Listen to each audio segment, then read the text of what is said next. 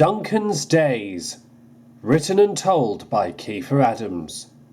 Bertram the Old Warrior had been the celebrity of the Skarloey Railway for the whole summer. Visitors came far and wide to see him after Toby had discovered him at the old mine where the little engines used to work. Now, Bertram was going to go to a museum on the mainland where he would share his stories and experience. "You've made my railway proud, Bertram," said Mr. Percival. "May I wish you dry rails and smooth running for your future." "Thank you, sir," said Bertram happily. "It has been an honour to grace your rails. I will never give up and never surrender, no matter what." Edward, who then brought a flat truck to take Bertram away, then set off with the old warrior to his new home. "Good riddance to that Duke knock-off," Duncan exclaimed the next morning. "I tell you what, he made himself out to be quite the celebrity. He's nothing of the sort." "You will never stop complaining, will you?" grumbled Rheneas. "Why can't you accept that something nice has happened for once?" "Nice?" snapped Duncan. "You call some engine pretending to be a ghost in our mine nice? Pah! If you'll ask me, the museum's welcome to him." Rheneas scowled. Ever since Bertram had been on the railway, Duncan had complained bitterly. If it wasn't Sir Handel being sent away, it had been about Bertram. Nothing seemed to be right for Duncan these days, and the little engines were getting tired of it. During the summer season, Rusty, the little diesel, would help out with deliveries to a new quarry not far away. He would occasionally meet engines of the Fat Controller's railway, and they exchanged their news of how things were going. When Rusty told Thomas and Percy all about Bertram, they were surprised. "I thought he was just a ghost story," spluttered Thomas. "I guess I owe Toby an apology." "That's as may be," said Rusty, "but no harm was done. I just wish Duncan would stop being so bitter.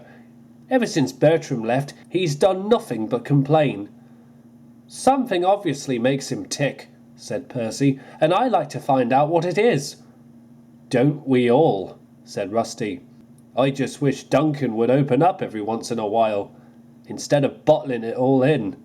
Little did Rusty realise that the chance of getting Duncan to confess why he always complained was to come sooner than expected. Before long, autumn came to the narrow gauge railway, but during that time, Duncan's attitude still didn't improve. He and Peter Sam were in charge of the first train of collecting leaves and broken branches. They had to cross an old iron bridge, which had recently reopened for the summer. "I tell you what," Duncan scowled as they puffed along, "it's always been, 'Oh, look at Bertram, isn't he smart?' Or, 'Oh dear, has anyone seen Sir Handel lately?' Or, 'Oh no, Duke's done a runner.' And then there was trouble. There was a loud bang. The train slowed right in the middle of the old iron bridge. Steam leaked everywhere from Peter Sam, which made Duncan cross. "And to make matters worse," Duncan exclaimed, "and the one they call Stuart has suddenly taken a leak. I tell you what, you engines are disgraceful. I do all the hard work around here. That's enough! Peter Sam's voice echoed across the bridge. "Who do you think you are, telling us all what to do, thinking you do all the hard work and all the things that have happened here? I'm fed up of it. Why do you always complain, Duncan? I'd like to know right now." Duncan, for quite a while, was speechless. "You want to know why I complain?" Duncan finally muttered. "Do you know where I used to work before I came here?" "Not that I'm interested, no," said Peter Sam. "I worked in a factory on the other railway," huffed Duncan. "I hated it there. The workmen were idle and dishonest, tools often went missing, the tracks weren't even repaired, and then there was Kane. He was their favourite engine. And yet, if he made a mistake, I got the blame. And if I tried to do things better, it was always Cain that got the praise. I'm so happy Mr. Percival brought me here, but it won't change what I experienced in that old factory. So there you go. Now you know why I complain. Feel free to have a go at me now. Peter Sam didn't know what to say. I'm really sorry about what you went through, Peter Sam whispered quietly. But we still have a dilemma of how we're going to get home. I can't move. You might not, but I still got steam, said Duncan confidently.